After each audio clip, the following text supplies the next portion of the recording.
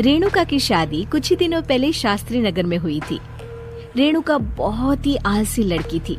वो दिन भर बेड पर सोती रहती या फिर मैगजीन पढ़ती रहती और घर के काम भी धीरे धीरे ही करती। एक दिन उसकी सास उसके पास आती है। बहू, आज बेसन का चिला बना दे, बड़ा मन कर रहा है। हाँ मम्मी जी, बनाती हूँ थोड़ी देर में।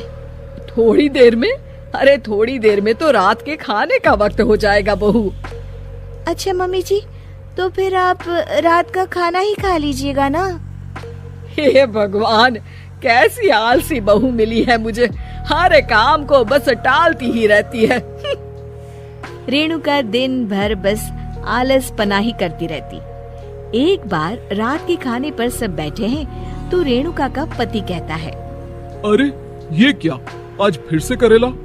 रेणुका, हफ्ते में तीसरी बार ऐसा हुआ है कि करेला बन रहा है। कुछ भी बना लिया करो। अरे इतनी सारी सब्जी मिलती है मार्केट में। हाँ, पर अब कौन मार्केट जाए और सब्जी लेकर आए, इसलिए जो था घर पर वही बना दिया। बहू, फ्रिज खोल कर देखती तो पता चलता कि सारी सब्जियां रखी होती है, पर तुम्हारा आलसपन खत्म हो तो तुम्हारी नजर जाए ना। विशाल कमरे में आकर रेणुका से पूछता है, रेणुका, मैंने कहा था तुमसे कि मेरे लिए रुमाल ले आना। मेरे सारे रुमाल खराब हो गए हैं। तुम ले आई क्या? आज नहीं गई, कल ले आऊंगी। ओफो, पिछले 4 दिनों से मैं यही सुन रहा हूँ। बिना रुमाल के ऑफिस जाना पड़ रहा है। तुम तो बहुत ही आलसी होती जा रही हो रेणुका। आपको रुमाल की जरूरत है ना, तो खुद ही खरीद लीजिए ना। हाँ, अब वही करूँगा। तुम्हारे भरोसे बैठा रहा तो कुछ नहीं होगा। एक दिन दरवाजे पर बेल बज रही होती है और रेणुका सोफे पर बैठी होती है, पर आलस में दरवाजा खोलती ही नहीं। अरे बहू, कितनी देर से बेल बज रही है? क्या कानों में रुई डालकर बैठी हो जो सुनाई नहीं दे रही बेल? मम्मी जी, अब आप आ ही गई हैं तो आप ही खोल दीजिए ना दरवाजा। क्यों मुझे ताना मारकर और देर कर रही हैं? अरे वाह, उल्टा चोर को तवाल को डांटे। सास दरवाजा खोलती है तो उसकी पड़ोसन दरवाजे पर खड़ी होती है। दरवाजा खोलने में इतनी देर क्यों हो गई? सब सो गए थे क्या? और ये भी कोई वक्त है क्या सोने का? हाँ? अरे नहीं नहीं, ऐसी कोई बात नहीं है। आइए आइए, आप लोग अंदर आइए।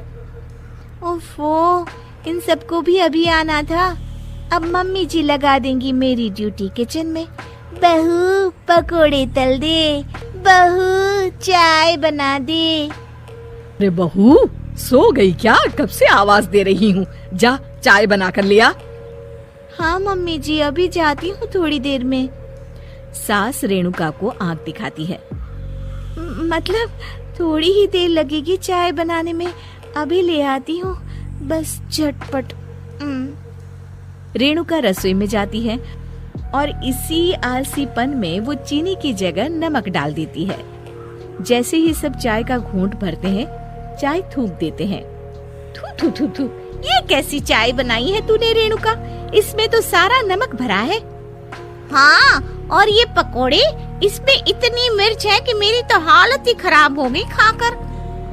और रेणु जी, आपकी खातिरदारी में पहले तो कभी कोई कमी नहीं रहती थी, पर जब से आपकी ये बहू आई है ना, मामला कुछ गड़बड़ा सा गया है।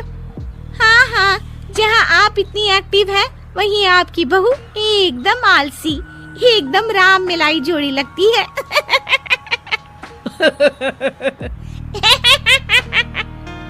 अच्छा जी, चलते हैं अब। नमक वाली चाय पिलाने के लिए बहुत बहुत शुक्रिया। सब वहाँ से चले जाते हैं।